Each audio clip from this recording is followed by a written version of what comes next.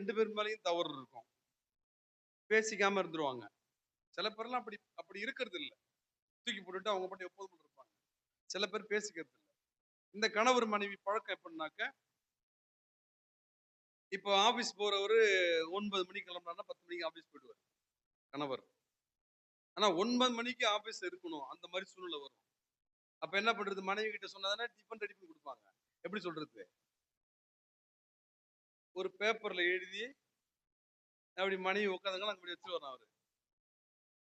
பார்ப்பாங்க. இன்று நான் 8 மணிக்கு ஆபீஸ்க்கு புறப்படணும். அப்புறம் அவங்க டிஃபன் ரெடி பண்ணி, டிஃபன் ரெடி ஆகிட்டுன்னு அவங்க எழுதி வச்சுருவாங்க. அவரு குளிச்சுட்டு வந்தோனே சாப்பிட்டுட்டு போயிடுவாரு. எதுவா இருந்தாலும் எழுதி வச்சிருது. நம்ம வாய திறந்து பேசினா தான் இந்த மனுஷன் சண்டை போடுறாரு. நம்ம வாய திறந்து பேசினா தான் தொட்டதுக்கெல்லாம் குத்தன்றது இந்த அம்மா. வாயாலே பேசக்கூடாது. பேப்பராலே பேசுவோம். அப்படி இப்படி மாறிட்டாங்கப்பா. எழுதி எழுதி வச்சிருது. கணவர் ஆபீஸ்க்கு போகும்போது ஒரு பேப்பர்ல ஒரு பக்கத்துக்கு எழுதி மடிச்சு வச்சுட்டு போயிட்டாரு. மேடம் அந்த வேலை இந்த வேலைலாம் முடிச்சுட்டு பாக்குறாங்க. எப்போதும் பேப்பர் இருக்கிற இடத்துல ஒரு பேப்பர் மடிச்சிருக்கு. என்ன எழுதி வச்சிருக்காரு? இவங்களுக்கு அவர் மேல ரொம்ப கசப்புல இருக்காங்க. ஏதோ ஒரு காரியத்துல அவரு இவங்கள வேதனைப்படுத்திட்டாரு. என்ன விஷயம்லாம் எனக்கு தெரியாது. பேப்பர் எடுத்தாங்க. என் அன்பு மனைவியே என்னை மன்னித்து விடு. இந்த மனுஷனா? தப்பே உணராதாலும் மன்னிப்பு கேட்கிறாரா? என்னை மன்னித்து விடு. உன்னோடு பேசாமல் இருப்பது இந்த உள்ளம் சுக்குநூறா உடைஞ்சு போயிருக்கிறேன். இனி நம்ம அப்படி இருக்க வேணாம். நான் செஞ்சதெல்லாம் தப்பு தான். என்ன மன்னிச்சுடு. என்ன மன்னிச்சுட்டேன்ட்டு ஒரே ஒரு வார்த்தை மட்டும் நீ சொல்லிட்டா போதும். இனி நம்ம அப்படி வருத்தத்தோடு இருக்க வேணாம். அப்படியே எழுதிட்டார். இத பார்த்ததும் மனைவி துள்ளி குதிச்சு ஆடி பாடி ஐயோ மத்தியானம் சாப்பாட்டுக்கு வருவாரு. ஆபீஸ் பக்கத்துல தான் இருக்குது. மத்தியானம் சாப்பாட்டுக்கு வருவாரு. அவருக்கு என்ன பிடிக்கும்? ஓனாங்க, ஓடுனாங்க, வாங்குனாங்க, சமைச்சு வச்சாங்க. அவருக்கு என்னென்ன பிடிக்குமோ எல்லாம் செஞ்சு வச்சுட்டாங்க. உங்களுக்கு சந்தோஷம்னா தாங்க முடியல. அடுத்து ஒரு வரி எழுதியிருக்காரு. இது ஒரு மகிழ்ச்சியோடு ஒரு காரியத்தை நான் உனக்கு தெரிவிக்கிறேன். இன்றைக்கு நம்ம வெளியில போகணும். இன்னைக்கு நான் ஆபீஸ்ல இருந்து வந்ததும் வெளியில போகணும்னு சொல்லி எழுதிருந்துமே இன்னும் ஒரு 10 வரி இருக்குது. அதெல்லாம் படிக்கிறது இது ஆரம்பமே எப்படி இருக்குது? துள்ளி குதிச்சிட்டு இருக்காங்க.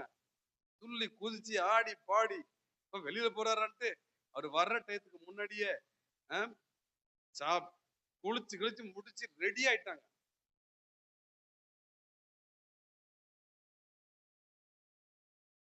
மதிய சாப்பாட்டுக்கு வரல.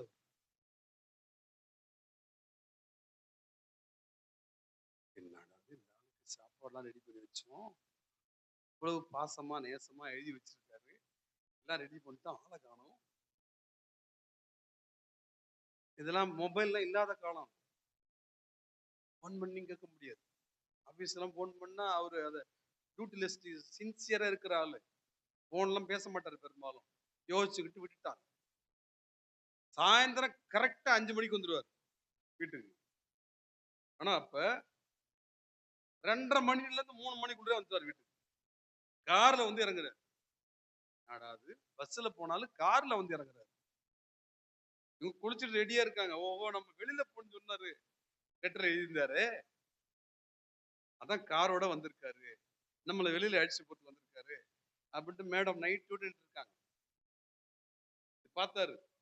பார்வை பார்த்தா அவர் எழுதின லெட்டருக்கும் பார்க்குற பார்வைக்கும் சம்பந்தமே இல்லை. லெட்டர் எப்படி? என் அன்பு மனைவி என்னை மன்னித்து. இனி நான் கவனமாக இருந்து கொள்கிறேன். நான் செய்தது தவறுதான். அப்படி எழுதியிருக்காரு. ஆனா பார்க்கும்போது மனைவிய கோபத்தோடு பார்க்கிறாரு. சச்சன கோபத்தோடு பார்க்கிறாரு. என்ன நடந்தாலும் புரிஞ்சுக்கோமல் லெட்டர்ல அப்படி இருக்குது. பார்வை எப்படி இருக்குது? ஏங்க ஏங்க எப்படி இருக்கீங்க? வாயை தந்து பேசுறாங்க. விடுகிட்டு உள்ள வந்தாரு. உள்ள போய் 2 சூட்கேஸ் எடுத்தாரு. வெளில வந்தாரு. என்னங்க ஒண்ணுமே சொல்லாம நீங்க பாட்டுக்கு வெளில கிளம்புறீங்க? லெட்டர் படிச்சியா? படிச்சேன். முழுசா படிச்சியா? ஐயோ இன்னும் பாதி படிக்கவே இல்ல. உட்கார்ந்து படி. சூட்கேஸை கொண்டு கார்ல வச்சாரு. மேடம் படிச்சுக்கிட்டே இருக்காங்க, கார் போயிட்டே இருக்கு. என்ன இருக்கு தெரியுங்களா? இன்று மாலை 5 மணிக்கு நம்ம 2 பேரும் துபாய் போறோம். நீ ட்ரெஸ் எல்லாம் ரெடி பண்ணி வச்சுக்க. மதியம் சமைக்க வேணாம். எனக்கு மதிய சாப்பாடு ஆபீஸ்லயே கொடுத்துருவாங்க. நீ மட்டும் சாப்பிட்டுக்க. 1/2 மணி நேரம் தான் கேப். வந்து வீட்டுக்கு வருவான். வெறும் 1/2 மணி நேரம் தான் கேப். இந்த 1/2 மணி நேரத்துல கிளம்பி ஏர்போர்ட்டுக்கு போயிடணும். கிளம்பி ரெடியா இரு. நான் எங்க ஆபீஸ்ல சொன்னேன். அலுவலக வேலையாக என்ன துபாய்க்கு அனுப்புறாங்க 10 நாளைக்கு. நான் ஆபீஸ்ல சொன்னேன். இடையில கொஞ்ச நாள் மனைவியோட பேசாம இருக்கேன். சின்ன வருத்தத்துல. அதோட நான் மனைவிட்ட பேசாமலேயே நான் வெளிநாடு புறப்பட்டு போனா, அவங்க மனசு இன்னும் ரொம்ப கஷ்டப்படும். அதனால அவங்களையும் சேர்த்து அழைச்சிட்டு போயிடுறேன். அப்படின்னு சொல்லி அழைச்சிட்டு போக சொல்றாங்க. 2 பேருக்கும் டிக்கெட் போட்டாச்சு. கிளம்பி ரெடியா இரு. முழுசும் படிக்காம என்ன ஆயிப்போச்சு? மேடம் இப்ப என்ன செய்ய முடியல.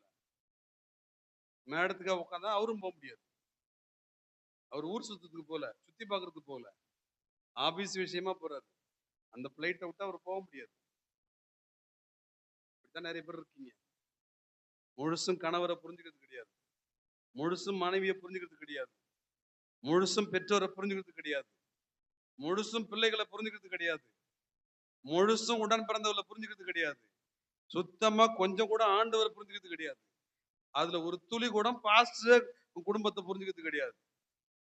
முறைப்பு தான் இருக்கும்.